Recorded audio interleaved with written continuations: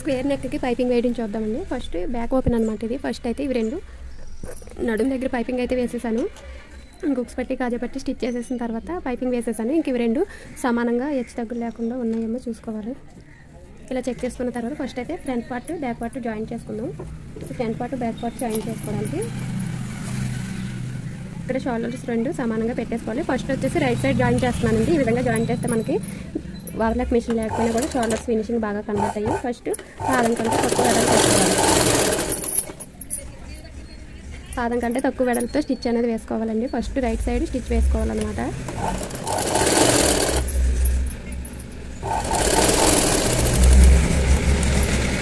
తర్వాత ఎక్స్ట్రా పీసులు కట్ చేసుకోవాలండి. ఇప్పుడు మనం ఇది లైనింగ్ వైపు తిప్పుకుని ఇలా లైనింగ్ వైపు ఒక పాదం వెడల్పు ఉండేలాగా కుట్టు వేసుకోవాలి. అలాగే నెక్ వైపు వచ్చేసరికి కొంచెం క్రాస్ కదా ఇలాగా నెక్ వైపు కొంచెం డౌన్కి స్టిచ్ వేసుకోవాలి. షోల్డర్ వైపు పాదం వెడల్పు వేసుకోవాలి. ఇలా వేయటం వల్ల నెక్ అనేది జాగ్రత్తగా ఉంటుంది. సరే కదా షోల్డర్స్ ఫినిషింగ్ అనేది బాగుంటుంది అనమాట ఈ విధంగా స్టిచ్ చేయడం వల్ల. ఇప్పుడు మనం పైపింగ్ రెడీ చేసుకుందాం. క్రాస్ పీసులు 1.5 ఇంచ్ వెడల్పు ఉండేలా తీసుకోవాలండి. 1.5 ఇంచుతో క్రాస్ పీసులు తీసుకోవాలి. మనకి ఎన్ని కావాలో అన్ని తీసుకుని ఇలాగా క్రాస్గా పెట్టేసుకుని ఇలా ఎల్ షేప్ వచ్చేలా పెట్టుకోవాలంటే ఒకదానిపైన ఒకటి పెట్టుకుని ఇలా క్రాస్గా స్టిచ్ చేసుకోవాలి. మీరు డబుల్ స్టిచ్ అయినా వేసుకోవచ్చు, లేదంటే చిన్నగా దగ్గరికి ఒక స్టిచ్ వేసుకున్నా సరిపోతుంది. క్రాస్గా స్టిచ్ చేసుకోవాలి. ఇక్కడైతే ఈ క్లాత్ని ఇలా సెపరేట్ చేసుకోవాలి. ఇప్పుడు ఈ క్లాత్ ఉన్న వైపు మనం పైపింగ్ అనేది పెట్టి స్టిచ్ చేసుకోవాలి. పైపింగ్ థ్రెడ్కి చివర ఒక నాట్ వేసేసుకోవాలి. నాట్ వేసుకుంటే థ్రెడ్ అనేది జారిపోకుండా ఉంటుంది. ఇప్పుడు మనం ఈ పైపింగ్ థ్రెడ్ ఈ క్లాత్లో పెట్టి పాదం వెడల్పు ఉండేలాగా ఫోల్డ్ చేసుకుని స్టిచ్ వేసుకోవాలి. ఈ స్టిచ్ అనేది థ్రెడ్ పక్కనే పడేలా వేసుకోవాలండి. అలాగే థ్రెడ్ నేను లెఫ్ట్ సైడ్ పెట్టుకున్నాను కాబట్టి నీడిల్ రైట్ సైడ్కి ఉండేలా పెట్టుకున్నాను. ఇప్పుడు ఈ పైపింగ్ థ్రెడ్ పక్కన స్టిచ్ అనేది వేసుకోవాలి. ఇలా మొత్తం కూడా 1/4 ఇంచు క్లాత్ అనేది లోపలికి ఫోల్డ్ చేసేసి పైపింగ్ థ్రెడ్ పక్కన స్టిచ్ వేసుకోవాలి.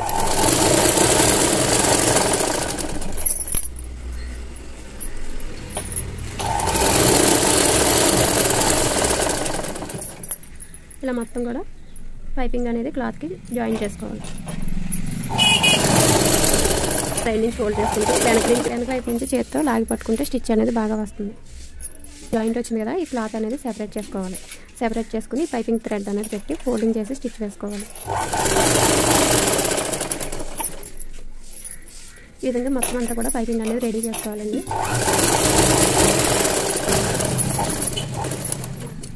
ఇలా థ్రెడ్ మొత్తం స్టిచ్ చేసుకున్నాం కదా. ఇప్పుడు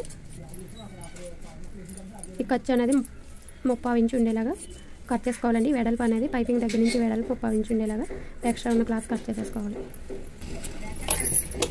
ఇలా కట్ చేసుకున్న తర్వాత ఇప్పుడు ఈ క్లాత్ని ఈ పైపింగ్ ఫోల్డింగ్ చేసిన క్లాత్ ఉంది కదా, అదే వైపు ఇలా ఈ కుట్టు పక్కకి క్లాత్ అనేది వచ్చేలా ఫోల్డ్ చేసుకుని చివరి స్టిచ్ వేసుకోవాలి. ఈ వెడల్పు వచ్చేసి 1/4 ఇంచు ఉంటే సరిపోతుంది. 1/4 ఇంచు లేదా 1/2 ఇంచు వరకు కూడా ఉండొచ్చు. ఇప్పుడు దీన్ని మనం స్టిచ్ వేసేసుకుందాం.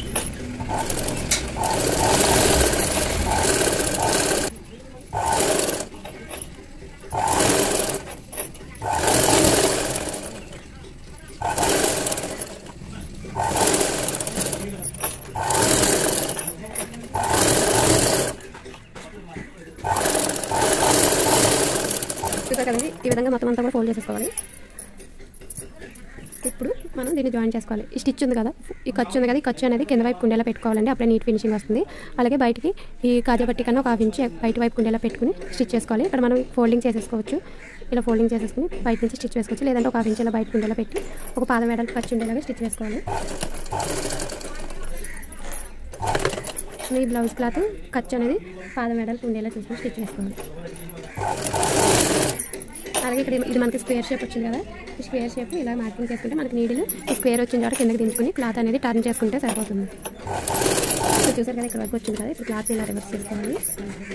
ఇలా టర్న్ చేసుకుని ఇప్పుడు మనకి ఈ ఫోల్డింగ్ వచ్చింది కదా, ఈ ఫోల్డింగ్ వచ్చిన తర్వాత ఈ క్లాత్ అనేది ఇలా ఫిల్స్ లాగా వస్తుంది అనమాట. క్లాత్ని ఇలా పక్కకు జరపమంటే ఫిల్స్ లాగా వస్తుంది. ఇప్పుడు ఇది మళ్ళీ మనం ఇలా ఎల్ షేప్లో పెట్టి స్టిచ్ వేసేసుకోవాలి. ఇలా పైపింగ్ వేసేటప్పుడు నెక్ సాగదీయకూడదండి. నెక్ సాగదీయకుండా పైపింగ్ కొంచెం లాగ్ నెక్గా పట్టుకుని స్టిచ్ చేసుకుంటే పర్ఫెక్ట్గా వస్తుంది. భుజాలు కూడా జారిపోకుండా ఉంటాయి.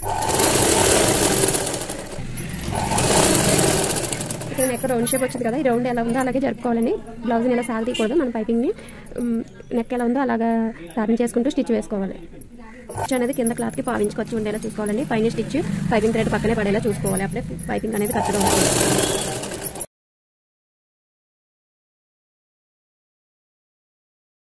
షేప్ వచ్చింది కదండి, మనం పావించుకొచ్చి ఇలాగా మార్కింగ్ చేసుకోవాలి.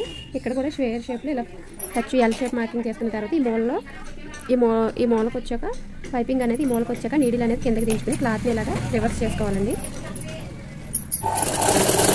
సరే, ఇక్కడ మనకి ఎల్ షేప్ వచ్చిన దగ్గర మూలలో ఇలా నీడిల్ అనేది కిందకి దించుకోవాలి. ఇప్పుడు మనం బ్లౌజ్ని ఇలాగా టర్న్ చేసుకుని ఈ పైపింగ్ కూడా ఇలా టర్న్ చేసుకోవాలండి. ఇలా టర్న్ చేసుకున్న తర్వాత ఇక్కడ మనకి ఈ ఎక్స్ట్రా క్లాత్ ప్రింట్ లాగా వస్తుంది అనమాట. ఆ క్లాత్ని ఇలా పక్కకి జరిపేసుకుని చివరికి స్టిచ్ అయితే వేసేసుకోవాలి. ఇక్కడ 1 ఇంచ్ ఎక్స్ట్రాకి వచ్చి ఉండేలాగా కట్ చేసేసుకుంటే సరే.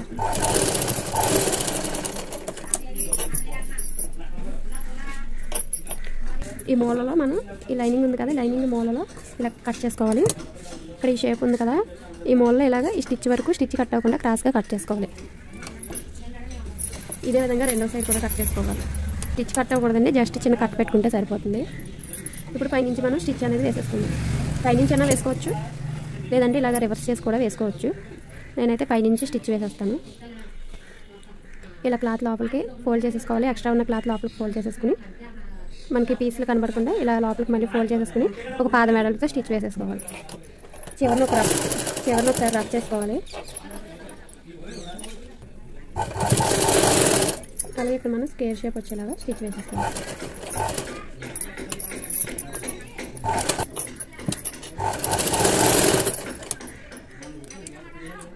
ఈ విధంగా కింద క్లాత్ ఉంటుంది కదా, ఈ క్లాత్ చివర కుట్టు వచ్చేలాగా పైనుంచి పాదం వేడాల్సిందేలాగా వేసేసుకోవాలి. చూసారు కదా, స్టిచ్ అనేది ఎడ్జ్కి వస్తుంది. మనం పీసులు కనబడకుండా వేసుకుంటే సరిపోతుంది.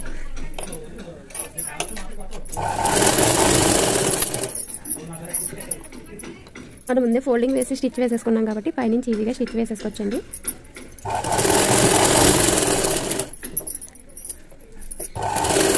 రౌండ్ షేప్ వచ్చిన చోట రౌండ్గా వేసుకోవాలి. రౌండ్ షేప్ వచ్చిన చోట పైపింగ్ అనేది చాలా రకాలుగా వేయొచ్చండి. అందుకే నేను ఇన్ని రకాలుగా పైపింగ్ వేసుకోవచ్చు అని చూపిస్తున్నాను. మీకు ఏ మెథడ్ ఈజీగా అంటే ఆ మెథడ్లో అయితే ట్రై చేయండి. ఇప్పుడు నేను చూపించిన మెథడ్ అయితే ఎటువంటి నెక్కైనా, రౌండ్ నెక్, స్క్వేర్ నెక్, అలాగే వీ నెక్, ఎటువంటి నెక్కైనా చాలా ఈజీగా స్టిచ్ చేసేసుకోండి.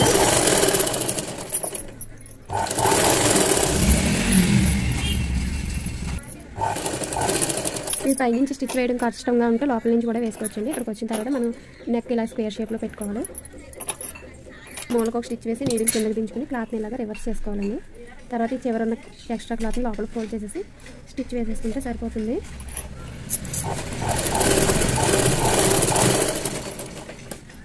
చూసారు కదా, ఈ విధంగా అయితే స్టిచ్ వేసేసుకుంటే స్క్వేర్ నెక్ చాలా పర్ఫెక్ట్గా వస్తుంది. పైనుంచి వేసుకోవాలనుకుంటే ఈ విధంగా వేసుకోవచ్చండి. ఇప్పుడు మనకి షేప్ అనేది ఎల్ షేప్ వచ్చేలా పెట్టుకోవాలి. అలాగే మూలలో చిన్న కట్ పెట్టుకోవాలి. ఇలా స్టిచ్ వేసేటప్పుడు కింద క్లాత్ ముడతలు లేకుండా చూసుకోవాలి.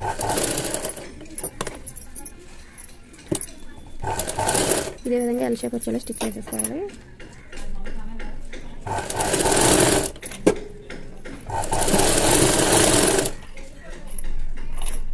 ఇలా స్టిచ్ చేసేటప్పుడు ఏమైనా ఖర్చు ఉంటే లోపలికి వేసుకోవాలి.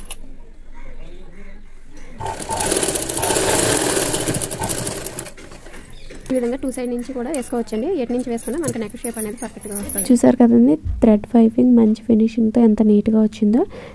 ఎక్కడ నెక్ షేప్ కూడా అవుట్ అవ్వలేదు, పర్ఫెక్ట్గా వచ్చింది. వీడియో నచ్చితే లైక్ చేసి సబ్స్క్రైబ్ చేసుకోండి. Thank you for watching.